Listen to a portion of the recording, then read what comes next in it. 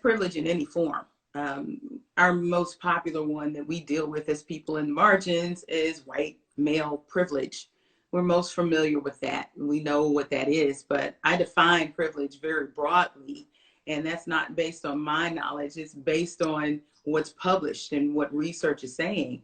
You can have privilege in any situation. So as a Black woman, I can have privilege simply because I have corporate pedigree, right? Yeah. I can have privilege because maybe I have some kind of financial privilege. I might have educational privilege as a scholar.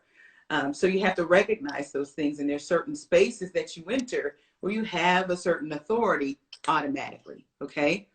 That's what privilege is. And if you're centered in a certain situation or space, you are exercising some kind of privilege. So let's level set there. Now, when it comes to white privilege, you will find that in the corporate space, white maleness is centered. That means that by the very definition of our melanin and our DNA as Black women, we are not, in fact, doubly so, right? Because we are not white, we are not male, we are female, and we are Black, right? Total opposite. So when you go into those situations, you will find that those mindsets of the people who have the privilege are a little bit different from the folks in the margins. Now, because our society is built around white privilege here in this country, with the history of slavery and the way other marginalized people have been treated, people who have privilege, who have white privilege, tend to walk into spaces and just assert their authority or assert the fact that they're in charge. We saw that with Amy Cooper in New York's not Times Square, it was Central Park, where she comes across the man, Christian Cooper, no relation, a Black man, who noticed that she did not have a leashed dog.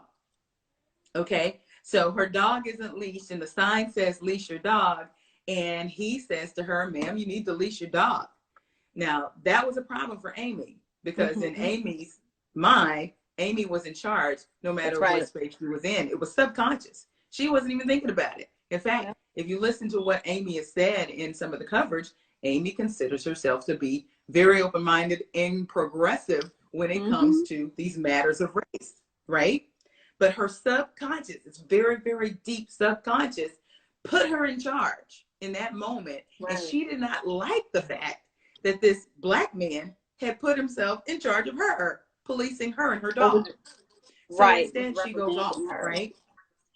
Right. So it becomes a question of, how do we assert a mindset that automatically gives us authority when we walk into a room, even when we are not centered, okay? Christian Cooper flipped white privilege in that very moment, okay? When he said to that woman, look, leash your dog.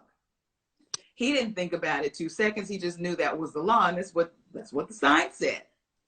We need to begin to think in that way, because as women of color, we find ourselves going into spaces and devaluing ourselves, buying into that white male power center, right?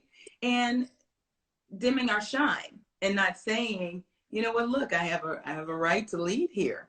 Or we may even scan the room, and I've done it too. If you really search your soul, there have been times when you come into a room and assume that someone was in charge who actually was not in charge based on their race or gender, or vice versa. You assume that someone was not in charge because of some of the same. So flipping privilege really is about gaining a mindset that presses down the devaluing of ourselves as this double outsider and says, you know what? I'm a child of God. You know where that puts me? That puts me in authority to walk in my power and flex the privilege. Now, here's the thing about this. If you walk into a space where someone else is centered and you